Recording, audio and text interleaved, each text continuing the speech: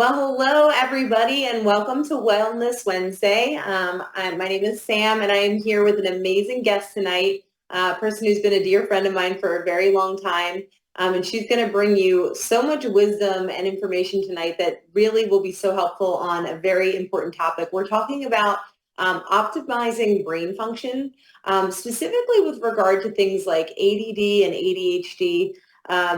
We know that there seems to be uh, really an increase in the amount of diagnoses we're seeing really across the board in all health issues, right? But in our children especially, and even in adults, we're seeing that people are having a really hard time managing their brain, their focus. They're just really struggling to connect dots. They're struggling to with their behavior, especially, of course, children. And as parents, I'm a mom of 7 young kids, and our guest tonight is also an amazing mother as well. When our children are not, functioning at their best, we want to do as much as we can to help them get better. And here at Wellness Wednesday, we are particularly concerned with getting to the root of things. We don't really want to just slap Band-Aids on symptoms. We really want to dive deep into the why, like what's going on deep down inside, and then seeing what we can do with the tools and the resources that we have to address those issues so that the body can actually do the healing and that the brain can do the healing itself. And so everything that we talk about tonight is not an attempt to diagnose or treat. We're not trying to talk about how to cure illness or mitigate disease. What we're talking about is how to get the body as healthy as possible deep down within at a cellular level so that our bodies can now take over and start doing the healing and start thriving in this world that seems to be increasingly more toxic every day that we progress here. So I'm really excited. I have my dear friend Christina joining me tonight, and Christina is a physician assistant of over 10 years. And she is specialized in the orthopedic, she's an orthopedic PA. So she has been primarily and professionally in that realm, but she has also for over a decade been a wellness enthusiast. She has done a lot of deep diving on her own time, researching so much about how we can help things like healing our guts, repairing the cells in our body. And specifically, she's really been helping people in this area of ADHD, ADD, learning about how it's all connected and learning specifically what we can do to fix things like our methylation process, which all contributes to the issues that we're seeing. So she's going to dive into a lot of that tonight. I'm really excited for her to share. She and I go back to high school. We played lacrosse and soccer together in high school, and then she went on to play Division I lacrosse, and I went on to play Division I soccer. So we are both former athletes. But now we are moms, right? Like that's like our primary duty. And then of course, we are just so passionate, both of us, about sharing the gift of true health with people. So Christina, I would love if you could dive in a little bit more about your background, what brought you to this realm of understanding natural health and wellness and why you're so passionate about it. And just take it away. I know you've got an amazing presentation for us tonight. So we're super happy to have you here. Thank you so much, Sam. Hi, everybody. I am Christina. Sam did an amazing job introducing and talking about her and I's relationship going back so far. I'm so incredibly lucky to know her and to be led by her here. I'm Christina Owens. I am a mom to 2 young boys, a 1-year-old, almost 2-year-old, and a 5-year-old. I'm a wife. I am an orthopedic physician assistant, and I have been in my own health journey for about 10 years now, and it has been an incredible passion that drives a ton of energy and makes me be a better mom too. Not only healthier, but a better person. So I would really like to take the time to share with you guys probably some things you have never heard of, not from any of your doctors, but it's about optimizing brain function. I'm particularly going to highlight ADD, ADHD here, But this applies to any diagnosis or behavior, be that autism, be that PANS or PANDAS, or depression, anxiety, and we'll get into that. But this is just about, as Sam said, optimizing the body of any mammal, whether there's a diagnosis or there's not, or whether we're the healthiest person, we were Division I athletes, whatever that is. It's just about helping the body be even better. So this is my family. I already told you guys a little bit about who I am. And we touched on this a little bit, but I'm an orthopedic PA, so I have the traditional training, medical training, alongside like a medical school training. And I'm a mom who had my own health journey. And then when I started to see results in children, it just stole my entire body and soul. And it is my driving purpose. It's what makes me excited to wake up in the morning, and gives me chills everywhere, even saying that. So everything that I'm talking about today is my interpretation of what I've learned over many years, particularly Dr. Kendall Stewart and a functional nutritionist, Dana Kay, are two of my favorites right now. And really being able to connect the dots from what I'm seeing in real life to what's happening deep on the inside. This is not medical advice. Obviously, you should work with a trained medical professional that knows you and your body, but you can use the tools that we're talking about today to bring to your practitioner, or educate yourself, more important. Okay, so what is ADHD really? Or any of these symptoms, okay? We don't cure, treat, or mitigate disease, but I'm highlighting a particular diagnosis that a lot of people have. And what is it? It's a collection of symptoms in which the body is compensating for what's going on underneath, be it genetic mutations and methylation, which we're going to talk a lot about tonight, inflammation, poor cellular detox, or getting rid of, debris, and that leads to an imbalance of neurotransmitters, which is so much of what ADHD is. And then, okay, so the symptoms that we typically see with somebody who's diagnosed with ADD or ADHD is trouble getting organized, reckless driving for older people, traffic accidents, marital issues, extremely distractible, poor listening skills, restlessness, trouble staying on task, lateness. And this is a lot of what moms I talk to: angry outbursts, meltdowns, tantrums, dyslexia, tics, OCD, anxiety, aggression, even kids having zero self-confidence or terrible thoughts. This all comes back to what's happening on the inside. So if you want to check this out and make this little connection here, short-term memory and focus, organization skills, eye tracking, eye movements, eye focusing, which has to do with dyslexia, anxiety, sleep patterns, poor motor skills, seizure and pain threshold, hormone regulation, they all come from a dopamine deficiency.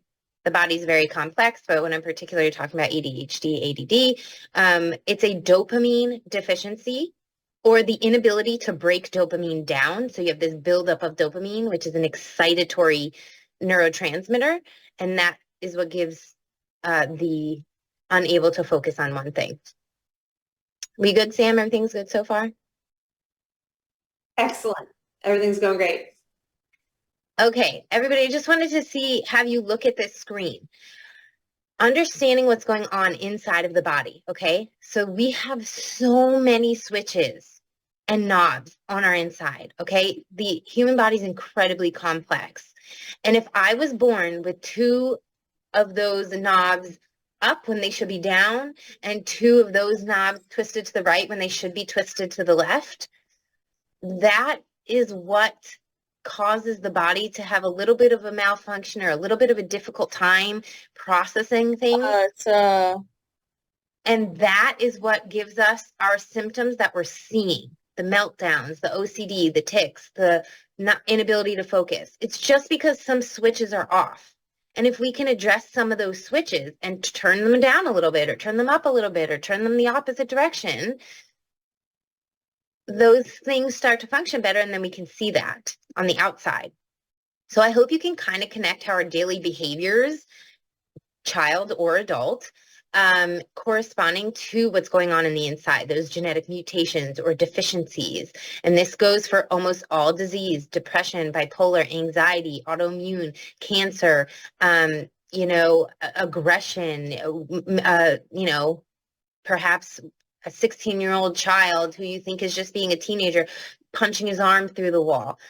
Those are things that you think are just being a teenager maybe, but actually there's stuff going on inside where they don't feel good, and it's causing these things to happen. And I really hope this gives you hope. Okay, so almost all kids who get into any kind of ADHD symptoms or diagnosis have a problem with an underlying or have a underlying methylation deficiency. That's by Dr. Kendall Stewart, okay? That's crazy. Now, what is methylation? Not to get into all the hubbub, but I'll do the formal definition. It's a chemical reaction in the body which a small molecule called a methyl group gets added to something else, DNA, proteins, or other molecules, and they affect how that molecule works. But basically, it's a process of turning one thing into its active form that we can utilize. It's responsible for 250 processes, including neurotransmitter formation, cellular turnover and repair, membrane function, energy production, immune, and DNA methylation. Okay, let's see. All right, so what does methylation have to do with ADHD? It is responsible for so many things, like I just talked about, but here are a few things to highlight. For instance, we need to convert something called tyrosine to dopamine.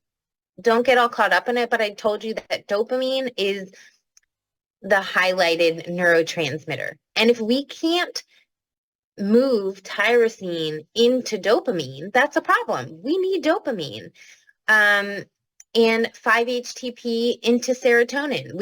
Most of us know that serotonin, people think depression, I don't have enough serotonin, right? But if we're not converting 5-HTP to serotonin, that's a problem, because we need serotonin to do all these things, partially to make us happy and feel good. Methylfolate helps us with this conversion. And methylfolate is a problem often because 40 to 60% of the population has something called the MTHFR gene mutation, including myself. And I think this has become an incredibly popular term lately, the MTHFR gene mutation, and there are varying severities. You can have somebody functioning at 25% or 100%. A really, really small percent of the population functions at 100%. Most of us function about 80%. But with that said, if we cannot properly convert anything, we become imbalanced. So we have a lack of dopamine, we become inflamed, and then we get all these symptoms that we're talking about. And then we get the diagnosis at the doctor. So the MTHFR mutation, it's important to note, also lowers our glutathione production. This is a pretty important sentence. Glutathione is a master antioxidant that helps us with detoxification, inflammation, and methylation. 3 imperative things when it comes to ADD, ADHD, or any diagnosis, really. I told you dopamine is one of the main stars of the neurotransmitters ADD, ADHD. There's one other thing that's really a highlighted star, and it's the balance or relationship between something called glutamate and GABA. Glutamate is the thing that gets you really excited: anxiety, hyperactive, impulsive, movement and motor, night wakings, releasing of adrenaline, all of these things. It has you in that fight or flight stage. GABA is the calming. You sleep better, your sensories, your speech and language, right? All of these things that I think a lot of people can resonate with, when we think about speech and language, a lot of people with kids with ADD, ADHD, autism, pandas their writing will become illegible. or their sensory with autism, better sleep. A lot of kids with autism have a very difficult time sleeping. So this is because we have an imbalance, and a lot of the times it's because we have a whole lot of glutamate. And when that builds up and we don't know how to break that down and create a balance, we get lots of excitatory neurotransmitters going all the time. So no wonder you see your child acting the way they act, because quite literally on the inside, they have these neurotransmitters running on like hamster wheels. And they feel that. Okay. So a little bit more on the genetics of ADHD. I'm not going to go crazy into this. I don't want anybody to get super confused. I talked about the lack of dopamine and the glutamate GABA imbalance. The next four examples are just examples of mutations that are commonly found in somebody with ADD, ADHD. And when you have a mutation in any of these forms, it is not processing or converting one thing to another thing. He's also been less grumpy. And when that happens, in all four situations, that causes oxidative stress and inflammation. It also causes malabsorption. You can see this last one is vitamin B12. And we don't absorb vitamin B12. Causes a lot of problems, particularly neuro problems, and a lot others. There's fatigue, neuro, memory. And when we're not absorbing vitamin B12, no wonder we're having these symptoms. Okay, and then I wanted to touch on a little study that was done, because a lot of moms say to me, we've had some good days, but we've also had a lot of bad days. We have a good day and then we have a bad day. Or somebody with bipolar, for instance, who can switch into depressive and manic modes in a few hours. This study proved that neurotransmitters do not change that quickly. They don't change that quickly. So what's doing it? Inflammation. Inflammation can change that drastically in that period of time based on whatever we're doing that day, wherever we're going that day. Maybe we inhale a bunch of smoke more one day. Maybe we, drink a whole bunch of water that's not filtered because we're not home or we're on vacation or whatever it is. Or maybe, a child had some red dye in a little snack that they had and caused complete inflammatory reaction. So this study proved by looking at a PET scan, something called microglia, but it's looking at the nerves, the cells on the nerves, and they saw inflammation. And that really changed the world of psychology with psychiatrists, because they are realizing how much inflammation has to do with all of these diagnoses more than anything else. All right, so where are you now? Maybe you've been put on ADHD medications or medications for whatever. Maybe you did well for a little bit, or maybe you didn't do well at all. Maybe you had to go back to the doctor and you were put on another medication. And what's happening there, particularly for ADHD, is these medications are mostly targeted towards squeezing more dopamine out. When you squeeze dopamine out, you get the focus. When you don't have dopamine, you're looking all over the place and you can't focus on anything. You squeeze some dopamine out and now you can focus in school, right? So just like if you think about toothpaste, you just keep squeezing until there's nothing left, and then you try another medication trying to squeeze it out a different way. So to kind of do like a little bit of a recap, ADHD, ADD, ADHD medications are stimulants to stimulate the release of dopamine. A lack of dopamine or the inability to break dopamine down is what causes you to look all around. When somebody takes a stimulant like Adderall, coffee, or Red Bull, it focuses them. And I know that kind of seems backwards, right? Like you would take coffee to be more revved up and more awake. You would take Red Bull to be more ramped up, right? But with somebody in ADD, ADHD, that is acting as a calming, focusing agent because of what I'm explaining, the dopamine. But what if we addressed the reason why the body wasn't producing dopamine or wasn't breaking dopamine down or didn't have a good glutamate GABA balance? So I want you to see that the 4 main issues or very prevalent issues with somebody who has ADD, ADHD is poor methylation, which is all those things we just talked about, the inability to convert one thing to the other thing that we need. Low glutathione, which is that master antioxidant that does so much in our body. Weak mitochondria. Mitochondria are the energy house of our cell. When we have weak or broken mitochondria, that in and of itself causes disease. There are mitochondria-specific diseases, but in anybody, it causes aging.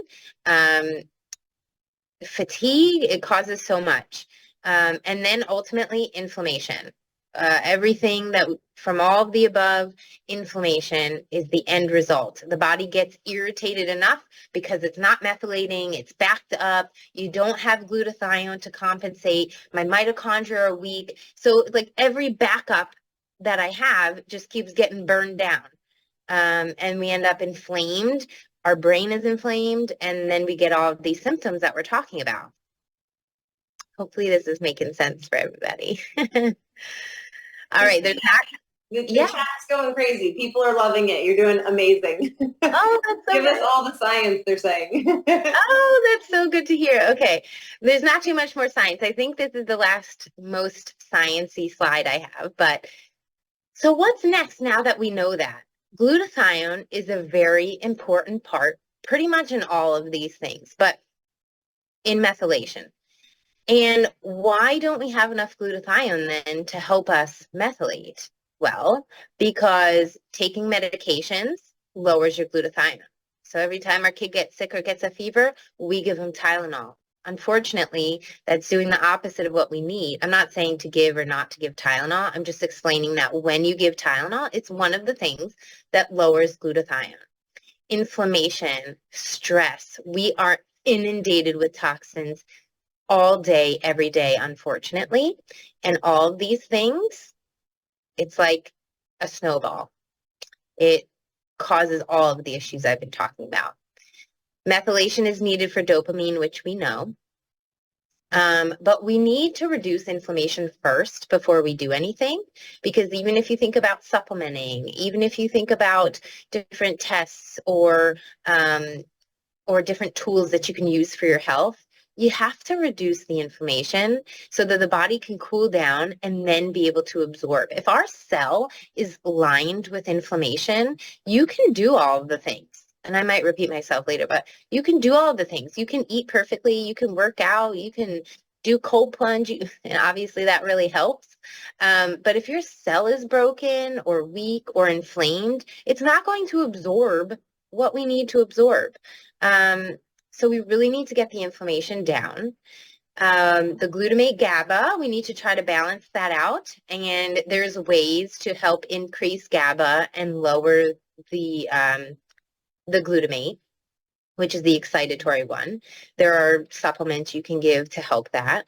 But I want you to see that the glutathione cycle can compensate for decreased excitatory neurotransmitters in the glutamine shuttle when that's inhibited.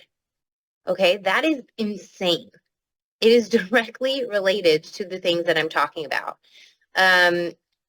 So then when we don't have the glutathione, that's already backing these things up when they're not working, we don't have the backup of glutathione, then what, right? Now we're inflamed and it's a whole downhill. Then we can supplement. So if we reduce inflammation, if we support the methylation process by increasing glutathione, by supplementing, if we enhance our cell's ability, I can't see because this is in the way, but enhance our cell's ability to be healthier and get rid of the things that we don't need, the debris of the cell. We can improve our cellular health. And we're going to promote a much more balanced body with beautiful, buoyant cells and our neurotransmitters coming in and out and our hormones coming in and out, and it's just flowing. We can see incredible improvement in symptoms And we do. And I have amazing stories to show you that make me tear up right now. Okay, so what do we do? The four things I'm very briefly going to talk about: supplementation, diet, and behavior training. Diet and lowering toxins is obviously step number one. If you can filter your water, if you can buy food that has less toxins, and I'm going to tell you right now, food coloring, I don't have one food in my house. We can't be perfect all the time. I get that. And our kids are definitely not eating perfect all the time. But we can get foods that don't have food dye in it. One incident of taking a red food dye, such as a Swedish fish, can completely throw your child off the ringer. I mean, one Swedish fish. That sounds crazy, but it's true. Food dye, out of the picture. Filter your water. Cleaning supplies.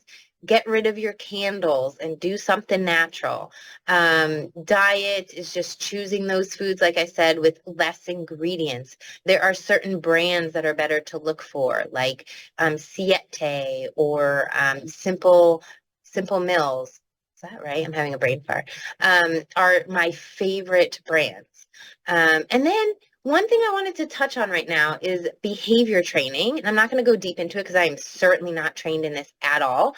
But I want you to understand that, I get it. If a kid has had trauma, or other things that need to be dealt with, that's important.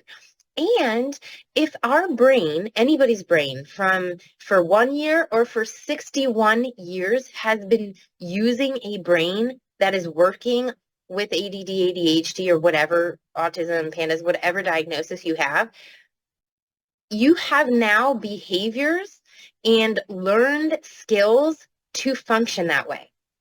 So now we come in, we lower inflammation, we do all these amazing things. Our brain quite literally is working differently. And now we can handle more. We can learn new skills.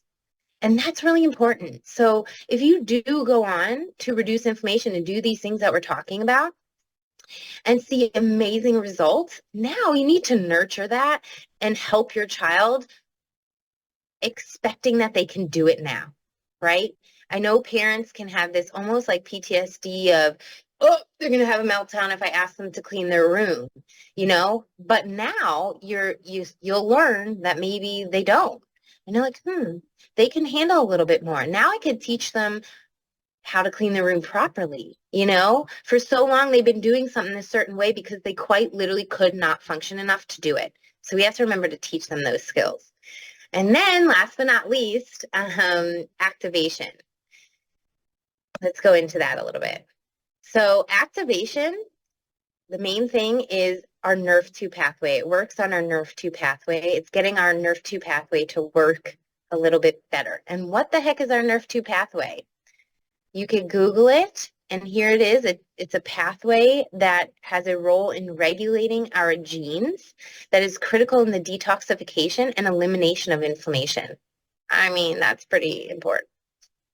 And activation. Our body already has these pathways. We are so complex. We have tons and thousands of pathways, but I'm going to talk about one really important one, and it's our NRF2 pathway. We were born with it. It creates our antioxidants. When that slows down all the way, we die. I mean, I know life is much more complicated than that, but it produces our antioxidants. And our antioxidants are what lowers and balances inflammation in our body. So toxins and stress cause more free radicals. Our NRF2 pathway produces the antioxidants to kind of balance those free radicals out. When our body, which is, I think, like a bucket, overflows, then we get sick and we get a disease or a diagnosis of some kind. So when we eat, what is activation really? When we eat one blueberry, we're adding the blueberry, we're digesting it, and we're killing one free radical, one bad cell.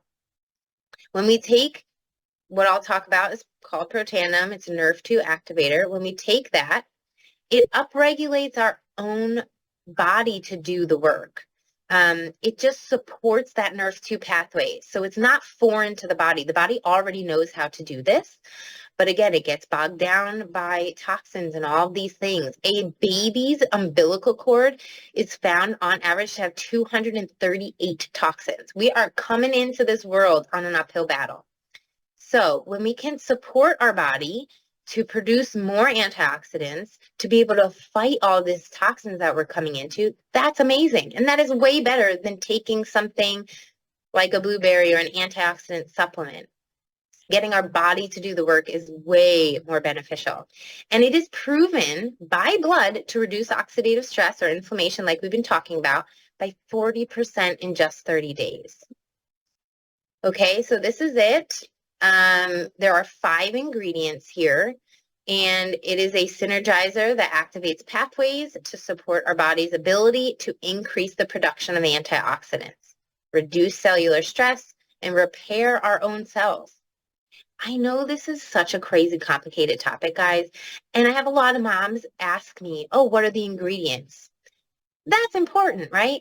But it's not about the ingredients. It's when you put them all together that makes this entire different thing happen. These are micro doses put together, synergized in a patented, very specific way that is creating a totally different outcome process in the body. So, okay, I know people take turmeric to try to reduce inflammation by helping balance out those free radicals. But it's just not the same thing. They're working together to create a totally different response. It's for your body to do the work. Again, it's like taking 110 cups of blueberries, 500 cups of broccoli daily. Obviously, we can't do that. This is showing that with Protandim, our oxidative stress remains stable. Without it, it increases as we age. And ABC Primetime, way back in the day, I think it's 2005, John Quinones, I always say his name is very difficult for me. But anyway, they didn't believe it. So they went into the lab themselves on TV and were like, I don't think so. And he got his blood drawn and went back 2 weeks later, even though however you want to say it, the claim is 30 days. He went back in 2 weeks and it was reduced by 45% in just 2 weeks. What I love about being a physician assistant and really loving science and research, we have 27, I think today, peer-reviewed third-party articles on PubMed, which is the research library for medical professionals. You can see all these universities on my right, and these on my left are quotes directly from studies, okay? From Washington State University, NRF2 is likely to be the most important health promoting approach in the foreseeable future. NRF2 may become the most extraordinary therapeutic and preventative breakthrough in the history of medicine. I mean, it's just so cool, guys. And this is why, because of what I'm talking about. So instead of taking antioxidants, when we're just adding to the body, we're getting the body to do the production. Activation increases our glutathione production by 300%. I talked about glutathione a lot in this PowerPoint because it has to do with neurotransmitters and supporting the neurotransmitters and detoxing our body and reducing inflammation. It does so much. And this is our body producing 300% more. It creates healthier cells, and activation does cool things like this. In a dopaminergic neuron, the NRF2 pathway, can't read that, regenerates genes that mediate dopamine metabolism, okay? So I talked to you guys about having not enough dopamine or having so much dopamine because the body can't break it down. NRF2 pathway plays a role in that. Again, I showed you guys this here. For methylation, glutathione helps. Low glutathione, well, we're increasing our glutathione by 300%. Weak mitochondria, we have 3 activators. One is a NRF2 pathway I just talked about. The second one is directly for our mitochondria. It's called the NRF1 pathway that creates our mitochondria, makes healthier mitochondria. And then inflammation, we're reducing inflammation by 40% in 30 days. I have seen some amazing results in a very quick amount of time that I'm going to share with you right now. This does not happen for everybody, okay? A lot of people's stories are subtle and with time, but sometimes we get some amazing things like this. Just last week, I spoke to Blake's mom, Kayla, and I said, how you doing? And she said, Blake's supplements, we know they're activators, not supplements, but Blake's activators are seriously working so well. The change is absolutely insane, and it hasn't even been a week. He's been happy, not yelling, getting pink and purple every day in class, which means a model student. He had been getting satisfactory, needs improvement, and he listens. He literally said last night that he feels confident, proud of himself, happy, and can listen more easily. It's like I'm tearing up. It's like day and night, and it hasn't even been a full week. He's been having such self-doubt, saying he was a terrible kid and terrible at sports. So last night, she asked him to clean his room, and he usually has a meltdown. So not only did he clean his room, he got the vacuum out and the attachment piece and asked if they could do homework when he was done. Now, I don't even know that my child would say that, but I mean, just look at this change. He got pink again. His teacher's been asking, whatever you're doing is working. He's changed 100%. He's not hyper. He's not chatty. He's focused. And he's getting the model behavior colors in under a week. I'm sharing this one because this was pretty big for me. This is a friend of mine. Her name is Jessie. Her son is Tucker. Oh, and by the way, all of these moms have been completely open and okay with me sharing, and they're very open and okay with talking to anybody as well. But basically, Tucker was born typical. He had ear infections for 2 years. He ended up being on antibiotics for 2 years, basically straight. He ended up getting ear tubes. And then quite quickly, he was not making eye contact anymore. He would not respond to her. He lost any words that he did have.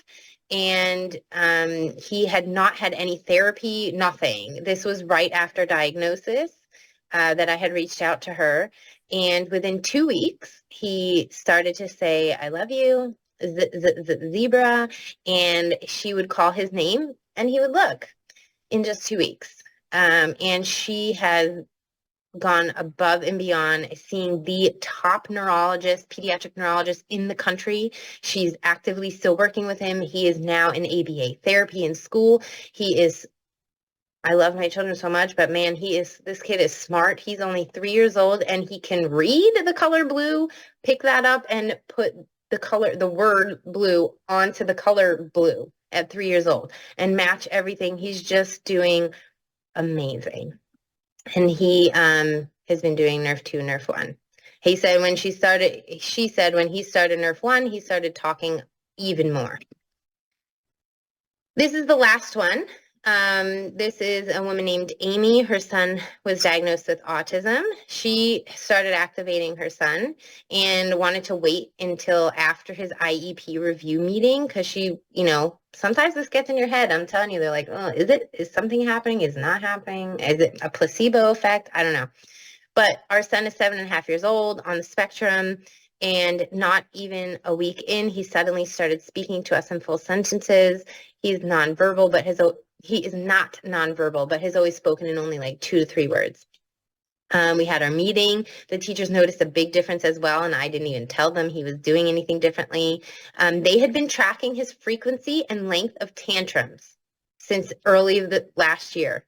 When they showed us his chart, he was all over the place until January, and it had flatlined. At one point, his teacher said, I don't know what's happened between Christmas and now, but he's improved so much. He's writing better, focusing better, behaving better, socializing better, initiating conversations. He's happy. So again, guys, this is not curing, treating, or mitigating anything. But when you understand what's going on a little deeper, and everybody's still different. I still encourage people to get genetic testing, to fine tune things if you need to do that. But when you can support the body in a way that even the best food and lifestyle couldn't do alone, your body can do amazing things. Our bodies are always trying to do amazing things. It's always working to heal. It's always working. It knows what to do to get better. But sometimes when it's trying to protect you, it's causing things like inflammation, and unfortunately gives us things that we look at as not good. This is almost the last slide. I just wanted to show one more thing. MRI brain mapping of 15-year-old. This is Dr. Jeffrey Fannin. He's a neuroscientist. He does brain mapping MRIs with patients with ADHD, autism, neurological issues. This is a 15-year-old male with ADHD, inattentive. The before pictures, he had done 18 sessions of neurofeedback with this child.